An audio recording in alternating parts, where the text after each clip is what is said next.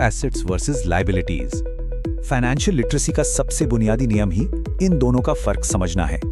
असल में एसेट्स वो चीजें हैं जो जेब में पैसा डालती हैं, चाहे वो रेंटल प्रॉपर्टीज हों, स्टॉक्स हों या बॉन्ड्स हों। ये लगातार बिना सोचे पैसिव इनकम जनरेट करती रहती हैं। दूसरी तरफ लायबिलिटीज वो होती हैं जो जेब से पैसा निकालती हैं, जैसे मॉर्गेजेस, महंगी कार लोन्स और किसी भी तरह का कंज्यूमर डेट। सिंपल सी बात है, एसेट पैसा लाता है और लायबिलिटी पैसा ले जाती है। एक बहुत ही शक्तिशाली और गहरा विचार है कि अमीर लोग एसेट्स खरीदते हैं, गरीब और मध्यम वर्ग के लोग ऐसी लायबिलिटीज खरीदते हैं जिन्हें वो एसेट समझ बैठते हैं।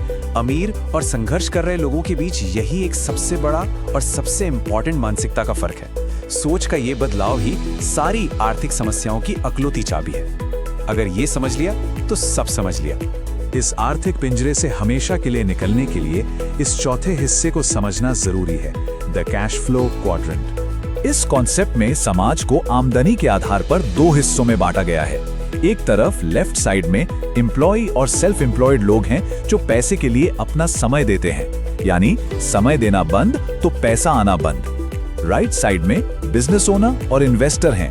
असल आर्थिक आजादी तब मिलती है जब हम टाइम फॉर मनी वाले मॉडल से निकलकर एक ऐसे मॉडल में शिफ्ट होते हैं जहां व्यक्ति लगातार काम नहीं करता, बल्कि उसके बनाए सिस्टम्स और एसेट्स सारी हेवी लिफ्टिंग करते हैं। इस आर्थिक आजादी को मापने का एक बड़ा ही ठोस तरीका है जिसे फाइनेंशियल इंडिपेंडेंस नंबर कहते हैं। इसे कैलकुलेट कैसे करते हैं? मासिक खर्चों को 12 से गुना कीजिए, फिर उसे एक्सपेक्टेड एनुअल रिटर्न से डिवाइड कर दीजिए, जो आमतौर पर 4 से 8% के बीच होता है। ये फॉर्मूला बिल्कुल क्लियर कर देता है कि बिना सैलरी के सिर्फ एसेट्स के दम पर खर्चों को जिंदगी भर चलाने के लिए आखिर कितने पैसे की जरूरत पड़ेगी। ये किसी भी हवाई सपने को ना एक कॉन्क्रीट और अचीवेबल गोल में बदल देता है।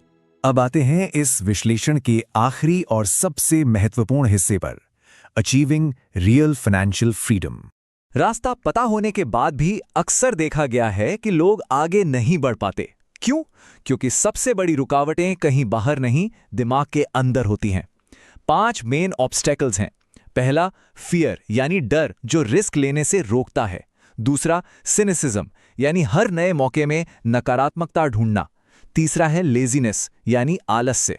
चौथा, बैड हैबिट्स जैसे बेवजह खर्च करना।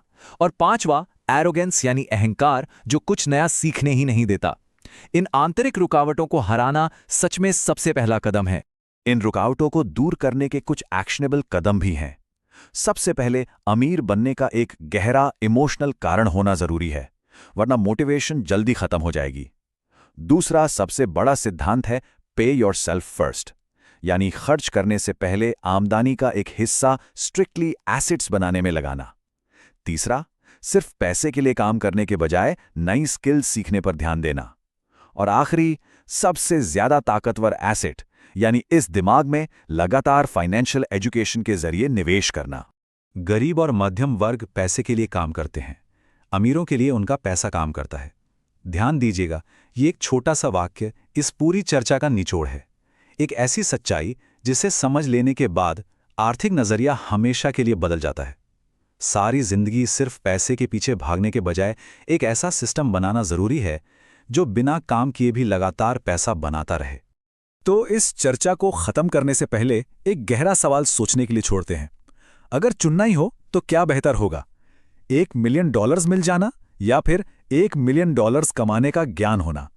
देखिए, पैसा आसानी से खर्च हो सकता है और बहुत जल्द खत्म भी हो सकता है, लेकिन आर्थिक समझ एक ऐसी दौलत है जो हमेशा बाकी रहती है और बार बार लगातार पैसा बना सकती है। इस विचार पर गौर जरूर कीजिएगा। आज के इस एक्सप्लेनर में बस इतना ही। इस सफर में साथ जुड़े रहने के लिए बहुत बहुत धन्यवाद।